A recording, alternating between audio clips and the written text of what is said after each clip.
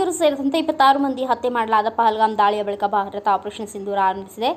ಭಾರತೀಯ ಸೇನೆಯ ಪಾಕಿಸ್ತಾನದಲ್ಲಿರುವ ಒಟ್ಟು 9 ಭಯೋತ್ಪಾದಕರ ಅಡಗು ತಾಣಗಳ ಮೇಲೆ ದಾಳಿ ಮಾಡಿದೆ. ಭಾರತೀಯ ಸೇನೆ ನಡೆಸಿದ ಕ್ಷಿಪಣಿ ದಾಳಿಯನ್ನು ಪಕ್ಷಾತೀತವಾಗಿ ರಾಜಕಾರಣಿಗಳು ಶ್ಲಾಘಿಸಿದ್ದಾರೆ. ತಮ್ಮ ಸಾಮಾಜಿಕ ಜಾಲತಾಣದಲ್ಲಿ ಜೈ ಹಿಂದ್ ಎಂಬ ಪೋಸ್ಟ್ಗಳನ್ನು ಮಾಡಿದ್ದಾರೆ. ರಕ್ಷಣಾ ಸಚಿವ ರಾಜನಾಥ್ ಸಿಂಗ್